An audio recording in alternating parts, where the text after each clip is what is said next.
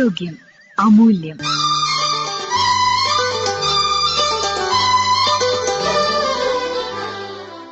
പ്രമേഹ രോഗികളിലെ വൃക്കരോഗം. ഇതേക്കുറിച്ച് Kozhikode government medical college general medicine വിഭാഗം assistant professor doctor Danish E സംസാരിക്കുന്നു. പ്രമേഹം കൊണ്ടുണ്ടാവുന്ന വൃക്കരോഗത്തെ ഡയബറ്റിക് കിഡ്നി ഡിസീസ് അഥവാ ഡയബറ്റിക് നെഫ്രോപ്പതി എന്ന് പറയുന്നു. പ്രമേഹം മൂലം 2 തരത്തിലുള്ള പ്രത്യാഘാതങ്ങളാണ് സാധാരണയായി കാണാറുള്ളത്. ഒന്ന്, മൈക്രോവാസ്കുലർ കോംപ്ലിക്കേഷൻസ്, അതായത് ചെറിയ രക്തക്കുഴലുകളെ ബാധിക്കുന്നവ. ഉദാഹരണമായി കിഡ്നിയെ ബാധിക്കുന്ന ഡയബറ്റിക് നെഫ്രോപ്പതി, നേത്രത്തെ ബാധിക്കുന്ന ഡയബറ്റിക് റെറ്റിനോപ്പതി, നാഡീവ്യൂഹത്തെ ബാധിക്കുന്ന ഡയബറ്റിക് ന്യൂറോപ്പതി. രണ്ടാമതായി മാക്രോവാസ്കുലർ കോംപ്ലിക്കേഷൻ, അതായത് വലിയ രക്തക്കുഴലുകളെ ബാധിക്കുന്നവ. ഉദാഹരണമായി ഹാർട്ട് അറ്റാക്ക്, പക്ഷാഘാതം മുതലായവ. എങ്ങനെയാണ് പ്രമേഹം വൃക്കരോഗം ഉണ്ടാക്കുന്നത് എന്ന് പരിശോധിക്കാം. ശരീരത്തിലെ ബ്ലഡ് ഷുഗർ ഉയർന്ന തോതിൽ വളരെ കാലമായി ഉണ്ടെങ്കിൽ സാധ്യതയേറുന്നു. FBS, PPBS, ഹീമോഗ്ലോബിൻ A1C ഇവ നിയന്ത്രണാതീതമായി തുടരുകയാണെങ്കിൽ വൃക്കരോഗം വരാവുന്നതാണ്. രക്താതിസമ്മർദ്ദം. നമ്മുടെ വൃക്കകൾക്ക് റീനൽ ഓട്ടോ റെഗുലേഷൻ അഥവാ സ്വന്തമായി അതിലേക്കുള്ള രക്തചംക്രമണം നിയന്ത്രിക്കാനുള്ള കഴിവുണ്ട്. എന്നാൽ പ്രമേഹം നിയന്ത്രണാതീതമായവരിൽ ഈ കഴിവ് നഷ്ടമാവുകയും ഉയർന്ന രക്തസമ്മർദ്ദം അതേപോലെ വൃക്കയിലെ ചെറിയ രക്തക്കുഴലുകളിലേക്ക് എത്തുന്നു. ഇതുമൂലം ആൽബുമിൻ മൂത്രത്തിലൂടെ നഷ്ടപ്പെടാനും വൃക്കരോഗബാധ ഉണ്ടാകാനും ഇടവരുന്നു. ഉയർന്ന അളവിലുള്ള കൊളസ്ട്രോൾ, അതായത് LDL, VLDL, total cholesterol, triglyceride എന്നിവയും വൃക്കരോഗത്തിന് കാരണമാകുന്നു. പൊണ്ണത്തടിയുള്ള പ്രമേഹ രോഗികളിലാണ് വൃക്കരോഗത്തിന് സാധ്യതയേറെ.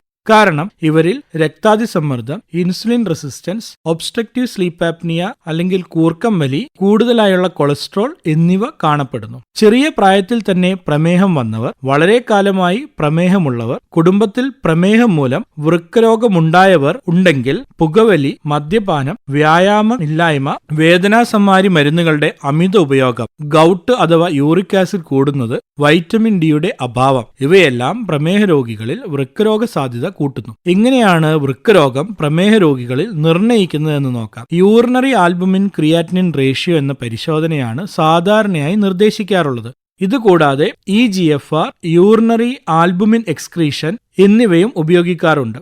Blood urea, creatinine, uric acid, ECG, USG abdomen എന്നീ പരിശോധനകളും ഇതിന്റെ കൂടെ നടത്തേണ്ടതാണ്. Urinary albumin excretion ratio. ഇത് ചെയ്യുമ്പോൾ പ്രഭാതത്തിലെ ആദ്യ മൂത്രം പരിശോധനയ്ക്ക് കൊടുക്കുകയാണ് അഭികാമ്യം. പോസിറ്റീവായ ടെസ്റ്റുകൾ 3 മുതൽ 6 മാസത്തിനകം ഒന്നുകൂടി റിപ്പീറ്റ് ചെയ്ത് ഉറപ്പുവരുത്തേണ്ടതാണ്. 3 ടെസ്റ്റുകളും നെഗറ്റീവ് ആണെങ്കിൽ കാര്യമായ വൃക്കരോഗമില്ലെന്ന് ഉറപ്പുവരുത്താം. അവർ പിന്നീട് വർഷാവർഷം പരിശോധിച്ചാൽ മതിയാകും. Urinary albumin creatinine ratio 30 mg/g കൂടുതലായാൽ ടെസ്റ്റ് പോസിറ്റീവ് ആയതായി കണക്കാക്കാം.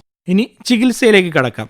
ഡയബറ്റിസ് മാനേജ്മെന്റ്, അതായത് ശരീരത്തിലെ ബ്ലഡ് ഷുഗർ ലെവൽ നോർമലായാൽ ഒരു പരിധിവരെ വൃക്കരോഗം വരാനുള്ള സാധ്യത തടയാൻ സാധിക്കുന്നു. ബ്ലഡ് ഷുഗർ കൺട്രോൾ മാത്രമല്ല, വൃക്കയെ സംരക്ഷിക്കാൻ ഉതകുന്ന മെറ്റ്ഫോർമിൻ, ടെൻലിഗ്ലിപ്റ്റിൻ, ഡാപ്പാഗ്ലിഫോസിൻ, GLP-1 അനലോഗ് മുതലായ മരുന്നുകൾ ഇന്ന് ലഭ്യമാണ്. അടുത്തതായി BP കൺട്രോൾ. ഇതിനായി ARB/AC ഇൻഹിബിറ്റർ വിഭാഗത്തിലുള്ള ടെൽമിസാർട്ടൻ, ലൊസാർട്ടൻ, എൻലാപ്രിൽ മുതലായ മരുന്നുകൾ വൃക്കയിലൂടെ ഉള്ള ആൽബുമിൻ എക്സ്ക്രീഷൻ കുറയ്ക്കുന്നു.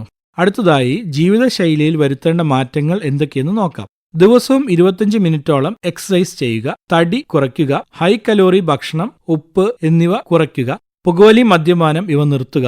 വൈറ്റമിൻ ഡിയുടെ അളവ് നോക്കി കുറവുണ്ടെങ്കിൽ അത് കറക്റ്റ് ചെയ്യേണ്ടതാണ്. ഇങ്ങനെ പ്രമേഹരോഗമുണ്ടെന്ന് മനസ്സിലായാൽ ഉടൻ തന്നെ അടുത്ത ആശുപത്രിയിൽ ചെന്ന് ഡോക്ടറെ കാണിക്കുക. നിർദ്ദേശിക്കുന്ന പരിശോധനകൾ ചെയ്ത് കൃത്യമായി മരുന്ന് കഴിക്കുകയാണെങ്കിൽ വളരെ സുഖകരമായി മുന്നോട്ടുള്ള ജീവിതം ആസ്വദിക്കാവുന്നതാണ്. മിഥ്യാധാരണകളും സ്വയം ചികിത്സയും അപകടം വരുത്തിവച്ചേക്കാം. പ്രമേഹ രോഗികളിലെ വൃക്കരോഗം. ഇതേക്കുറിച്ച് ഡോക്ടർ ഡാനിഷ് ഇ സംസാരിക്കുകയായിരുന്നു ഇതുവരെ.